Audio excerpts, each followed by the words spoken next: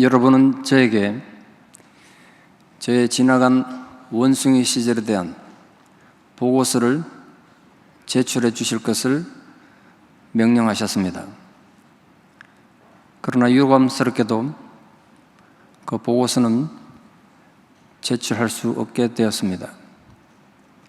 왜냐하면 저는 제 원숭이 시절을 그만둔 지 이미 5년이나 지났기 때문입니다. 라고 시작하는 프란츠 카프카의 희곡 어느 원로원에 드리는 보고서라는 희곡을 아십니까? 인간보다 지능이 더 높았던 원숭이 피터는 철장으로 둘러쳐진 자신의 울타리의 한계를 깨닫고 자유를 추구했던 철학적인 원숭이였습니다. 피터가 끝까지 그 울타리를 벗어나고자 울부짖으며 찾았던 것은 출구였습니다. 과연 우리에게는 현실의 모순과 부조리를 벗어날 수 있는 출구가 있습니까? 무엇보다 세상의 걱정과 비웃음거리로 전락한 지 오래된 한국 교회에 과연 출구가 있겠습니까? 미국에서만 이미 한 해에 4,000개의 교회가 문을 닫고 있는 이 암담한 현실 앞에서 또 한국 교회도 교세가 급속히 줄어드는 이 답답한 현실에서 교회에 정말 희망이 있겠습니까? 교회 문제는 크게 세 가지로 요약할 수 있습니다. 목사의 문제, 교인들의 문제, 그리고 시스템과 제도의 문제입니다. 교회를 교회되게 하는 교회라고 했을 때 여기에는 세 가지 종류의 교회가 등장합니다. 지금 세상에서 지탄의 대상이 되고 걱정거리가 되고 있는 교회, 심지어는 기독교라고 비아냥 대상이 되는 교회, 그게 첫 번째 교회입니다. 바로 그런 교회를 성경이 가르치는 교회, 주님이 이 지상에 세우려고 원래 계획하셨던 바로 그 교회, 그게 두 번째 교회입니다. 세상에 그런 교회는 없겠죠. 아쉽게도 기독교 2000년 역사 속에 한 번도 그런 교회는 존재하지 못했고 앞으로도 결코 존재하지 못할 것입니다. 그럼에도 불구하고 모든 교회가 목표로 삼아야 하는 교회입니다. 바로 그런 교회가 되기 위해서 몸부림치는 교회, 그런 교회가 되기 위해서 끊임없이 자기를 부정하고 자기를 반성하는 교회, 오늘도 주님이 원하시는 바로 그 교회가 되지 못해서 가슴 치며 애통하는 그 교회가 바로 세 번째 교회입니다. 앞으로 목회를 하시게 될 사랑하는 우리 후배 여러분들은 이 세 가지 교회 중 어느 교회에 속하십니까? 교회를 교회되게 하는 교회란 과연 어떤 교회인가? 오늘 본문 말씀에서 아주 중요한 힌트를 주고 있습니다. 성도를 온전케 하는 교회, 목회자가 해야 될 가장 중요한 일이 이것입니다. 성도를 온전케 하는 것. 그 말은 성도가 원래 온전하지 못하다는 말입니다. 문제가 있다는 뜻이죠. 성도가 온전하고 문제가 없으면 목사가 할 일이 없지 않겠습니까? 그래서 성도가 문제를 일으키고 사고 치는 거 당연한 일입니다. 그래야 목사가 할 일이 있으니까요. 가장 중요한 것이 이것입니다. 교회를 교회되게 하는 교회란 어떤 상황에서도 목자가 양을 미워하지 않는 교회입니다. 성도는 불안합니다. 성도는 불안전해요. 그러나 절대 미움의 대상이 되면 안 되는 겁니다. 목회하다 보면 얄미운 인간들이 없을 수 없습니다. 미움의 마음이 생기죠. 앞으로 여러분 마음에 가라지처럼 계속해서 미움이 솟아날 것입니다. 그때마다 그 미움을 자신의 마음에서 해결하는 목사들이 되어야 됩니다. 제가 하나 깨달은 사실이 있는데, 아무리 성도가 불완전하고 사고를 쳐도 목회자가 그 성도 미워하는 것, 하나님이 너무너무 싫어하신다는 걸 제가 알게 됐습니다. 영조가 자신의 세손이었던 이산에게 나중에 정조가 되는 왕자 아니겠습니까? 왕손에게 대리청정을 맡겼을 때입니다. 아직 경험이 없고 젊은 혈기에만 가득 차 있었던 이산은 의욕적으로 계획을 막 밀어붙입니다. 그러나 영조가 어떤 왕입니까? 아주 노련한 왕이고, 그 대왕 밑에서 함께 갈고 닦은 대단한 경험을 가진 노련한 신하들이 이 젊은 왕손의 말을 들어줄 리가 없죠. 계속해서 저항하고 반대합니다. 너무너무 힘들어졌습니다. 이사는 어떤 결과를 얻어서 할아버지 영조에게 인정을 좀 받고 싶은데 신하들이 도대체 말을 들어주지 않으니까 되는 일이라고 하나도 없었습니다.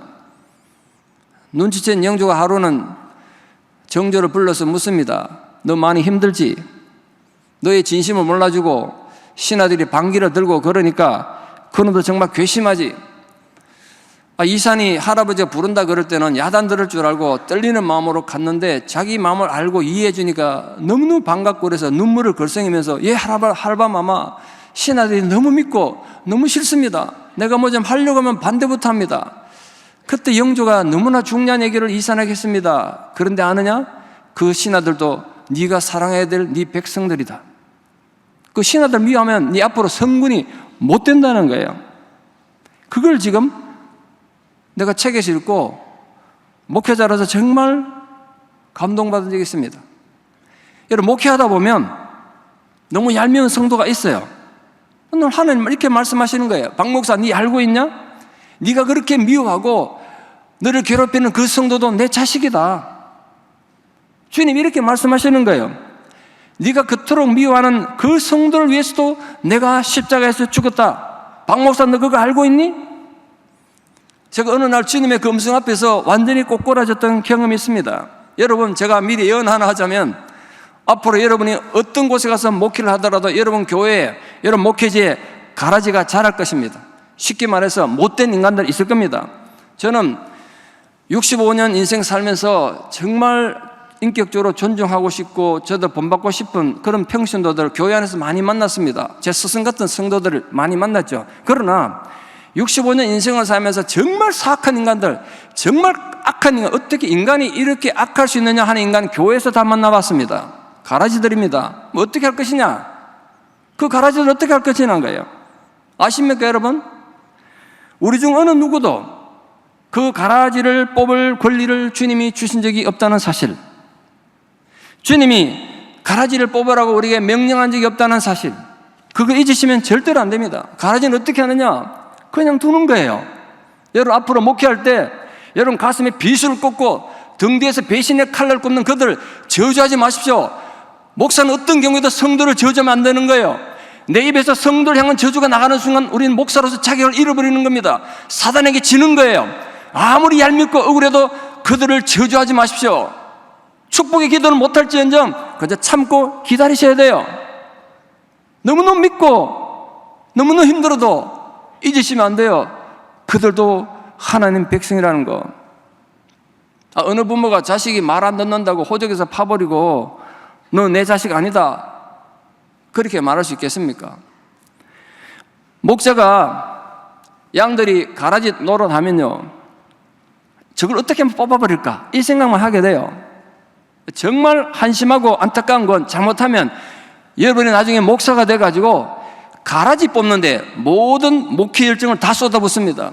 내 목회의 목표가 가라지 뽑는 거야. 그럼 목회는 끝나는 거예요. 어떻게 하나님은 그런 목자를 통해서 역사하시겠습니까? 교회를 교회되게 하는 교회란 목자가 양들 위해 피를 흘리는 거예요. 아십니까? 양들은 목자의 피를 봐야 그때 그 사랑을 이해하고 인정해 주는 거예요. 여러분이 아무리 핏도 높이면서 사랑하라고 설교해봐야 듣지 않습니다. 여러분이 피를 흘리는 희생할 때 그때 사랑을 이해하고 알아주는 거예요. 혹시 앞으로 여러분 목회하는 교회에 사고치는 성도 있거든 이렇게 생각하십시오. 그 사고 뭉치 다르게 좀 쉽게 설명하면 사랑받고 싶다는 거예요. 목사님 나 좀 알아주십시오 이거예요. 우리는 그 사랑을 부어줌으로써 오늘 본문 말씀처럼 온전하지 못한 성도를 온전하게 하는 겁니다. 그러니까 부디 부탁합니다. 목자는 절대로 양을 미워해서도 안 되고 양을 잘라낼 생각해서는 안 되는 겁니다. 왜냐하면 예수님께서 우리를 제자로 부르셔서 파송할 때 정말 중요한 원칙을 말씀하셨어요. 내가 너희를 이리떼 가운데 보내는 양과 같다, 이렇게 말씀하셨어요. 한번 생각해 보십시오. 이리떼 가운데 보냄받은 양, 그게 우리의 본질이에요. 양이 어떻게 이리와 싸울 수 이길 수 있습니까? 양은 어떤 공격용 무기도 없습니다. 하다못해 방어용 무기도 없어요. 빨리 달릴 수 있는 다리도 하나 없습니다. 발톱도 하나 없어요. 그럼 어떡합니까? 내 목회에 이리떼를 만났는데, 심지어 이리떼 속에 들어왔는데 어떡하라는 소리입니까? 예수님 우리 보고 어떤 목사가 되라는 소리입니까? 쉽게 말하면 죽으라는 거예요. 네가 그런 이리를 만나가지고 먹어뜯기는 양이 되거든, 너도 이리가 돼가지고 그 이리떼와 싸우라는 것이 아니라 네가 죽어야 된다는 거예요. 그게 십자가 정신이고 자기 부정의 정신이에요. 차라리 가슴에 피를 토하고 죽을지언정 양을 도살하는 목자는 될 수 없지 않습니까? 우리는 목자니까. 주님을 위해서 멸시천재 다 받고 종기 영광은 주님께 드린다고 나선 사람들이니까 억울할 때 많을 겁니다. 그래도 참아야 합니다. 우린 목자니까. 생각할수록 배신감이 들고 미운 생각이 들 수도 있습니다. 그러나 양을 미워하면서는 하나님 말씀을 전할 수는 없지 않습니까? 입으로는 하나님의 사랑을 전하면서 마음에는 분노의 칼을 갈고 있다면 그 복음이 어떻게 전달되겠습니까? 그러니까 여러분, 차라리 갈등이 생기고 힘들어 어릴 때 양을 위해 죽을 수 있는 목자가 되기를 축원합니다. 그런 존재가 되십시오. 그게 십자가의 길, 순교자의 길 아니겠습니까? 박찬호 선수가 현역 선수일 때 아주 감동적인 인터뷰를 본 적이 있습니다. 6회 말에 이분이 2대0으로 이기면서 이제 구원 투수에게, 마무리 투수에게 자리를 내려주고 왔습니다. 근데 마무리 투수가 그것만 방어만 하면 이제 박찬호 선수가 승리 투수 되는 거 아닙니까? 근데 마무리 투수가 잘못해가지고 4점을 주는 바람에 2대4가 돼서 박찬호 선수가 패전 투수가 되더라고요. 저는 야구에 대해 잘 모릅니다만 그렇더라고요. 그래서 시합이 끝나고 기자가 박찬호 선수에게 물었습니다. 후배들이 잘못해서 승리 투수가 될 수 있었는데 패전 투수가 돼서 후배들이 야속하지 않습니까? 후배들이 원망스럽지 않습니까? 그때 박찬호 선수가 너무나 중요한 얘기를 했어요. 에이스는 어떤 상황에서도 남을 원망하면 안 됩니다. 모든 게 내 책임이고 내 탓입니다. 내가 좀 더 잘해서 점수를 더 많이 내고 물려줬으면 승리 투수 될 수 있을 텐데 그것만 생각합니다. 이렇게 말했어요. 여러분, 이 얘기는, 이 질문은 오랜 시간 두고 연구에서 나온 게 아니에요. 그러나 그 자리에서 즉흥적으로 나온 거예요. 그게 박찬호 선수라는 이 선수의 평소의 철학이 묻어난 거란 말이에요. 그의 인격, 그의 연륜, 삶의 철학에 나온 거죠. 제가 박찬호 선수의 말을 듣는 순간 깨달은 것이 이것이에요. 목사는 어떤 경우에도 남을 원망하면 안 된다. 성도를 원망하면 안 된다. 제가 얻은 결론은 이겁니다. 교회 안에서 일어나는 모든 일은 목사 책임이에요. 장로가 사고쳐도 목사 책임이고요. 권사가 사고쳐도 결국은 목사 책임이에요. 누구랑 같이 욕할 필요 없어요. 결국은 내 문제로 귀결되더라고요. 그래서 얻은 결론이 이겁니다. 사람 후배들에게 제가 너무 스트레스 주는지는 모르겠습니다만 앞으로 여러분이 목회 현장에 가서 목사가 됐을 때 교회 안에서 일어나는 모든 일의 궁극 책임은 내가 진다. 주님이 우리를 그렇게 세우셨기 때문에 그래요. 우리는 목자기 때문에. 장사꾼이 아니지 않습니까? 영혼을 살리는 목자기 때문에 교회 안에서 나는 모든 부정적인 것, 힘든 일의 책임은 내가 진다. 이게 오늘 본문의 핵심이에요. 교회를 교회되게 하는 교회란 목사가 자신도 불완전하다는 것을 알고 인정하는 거예요. 저도 우리 교회 내 성도님들의 용서가 필요한 불완전한 존재예요. 정직하게 대답하자면 모든 교회는 신앙적인 면에서나 도덕적인 면에서 잘못을 저지를 가능성이 항상 있습니다. 그래서 모든 교회는 성령의 인도를 간절히 의지하면서 하나님 말씀을 통해서 예배와 선교와 교육과 친교 등 각 방면에서 끊임없는 계획을 해야 합니다. 이 지상에 완벽한 교회는 애당초 존재할 수 없었고 존재한 적도 없었고 앞으로도 존재하지 않을 것입니다. 그럼에도 불구하고 주님 다시 재림한 날까지 세상에서 개닭교라고 욕을 먹더라도 교회는 존재할 것입니다. 왜냐하면 그 교회가, 그 불완전해 보이는 교회가 인간이 만든 제도가 아니기 때문에 그렇습니다. 세상에 수많은 인간의 조직이 있지만 하나님에 의해서 만들어진 유일한 조직이 교회입니다. 인간이 만든 게 아니에요. 교회는, 모든 개의 교회는 겸손하게 하나님과 인간을 섬기도록 부름받았습니다. 각 개교회는 하나님을 반직하고 떠나간 사람들을 되찾기 위해서 하늘나라에 의해서 세워진 이 지상의 최전방 부대인 것입니다. 결국 교회는 목회자의 철학과 신앙관의 절대적 영향을 받을 수밖에 없습니다. 목회자의 그릇이 어떠냐에 따라서 평온한 교회도 쑥대밭이 될 수도 있고, 천하의 악명 높은 교회도 가장 아름다운 교회로 변화될 수 있습니다. 물론 그 목사 개인의 역량은 아닐 겁니다. 그 목사와 함께하는 성령의 능력일 것입니다. 성령의 열매는 결코 속일 수 없는 거 아니겠습니까? 성령이 함께하는데 어떻게 분열이 있겠습니까? 성령은 하나 되게 하는 영 아닙니까? 성령이 없이 인간의 머리로만 이것저것 해보다 보니까 교회가 이렇게 욕을 먹는 거고 분열이 일어나는 거 아니겠습니까? 그러니까 앞으로 우리 사랑하는 후배님들이 목회할 때 여러 목회 현장에 작은 열매라도 맺히면 그 하나님 은혜예요. 모든 것이 하나님 은혜예요. 목회자는 성도들이 자신의 수고를 몰라주는 것을 애타해서는 안 됩니다. 아주 오래전에 뿌리 깊은 나무라는 세종대왕을 주제로 한 드라마가 있었는데요, 그게 아주 인상 깊게 본 장면이 수십 년이 지났는데 아직도 기억합니다. 세종대왕을 오해해서 암살을 하려고 하던 암살범이 체포가 돼서 세종대왕 앞에 끌려왔습니다. 도대체 너 왜 나 죽이려고 하냐? 그렇게 물으니까 그 암살범이 비꼬면서 이렇게 말합니다.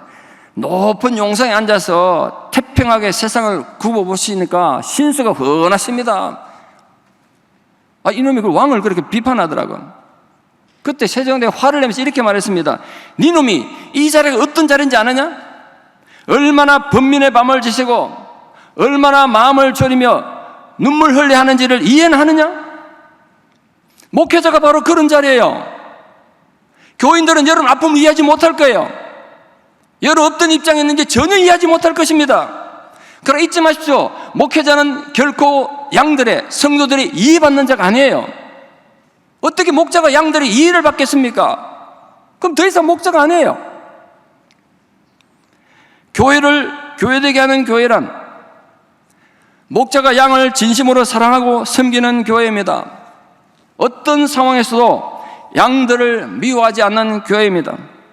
모든 것이 내 책임이고 내가 부족해서 그렇다고 자기 부족을 생각하지, 이건 전부 못된 교인들 때문이라고 책임을 회피하지 않는 그 교회가 바로 교회가 교회되기 위한 교회인 것입니다.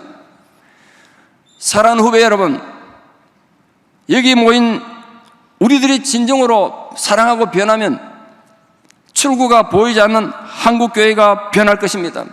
성도들이 변할 것입니다. 교회가 변할 것입니다. 여러분 모두에게 주님의 위로가 함께하여서 여러분 앞으로 목회사에게 위대한 열매가 있기를 여러분 앞날을 진심으로 건투를 빕니다. 기도드리겠습니다.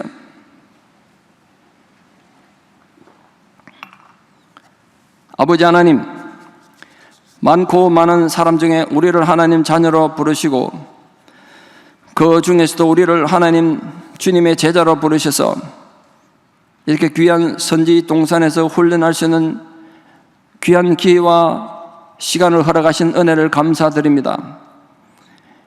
이들이 앞으로 살아갈 인생이 결코 쉽지 않고 험난한 인생일지라도 우리가 주님 앞에 보냄받은 양으로서 이리때 가운데 들어가더라도 진심으로 그 양들을 사랑함으로 주의 사랑과 주의 크신 은혜를 드러내는 정말 교회를 교회되게 하는 교회가 되게 하여 주시옵소서.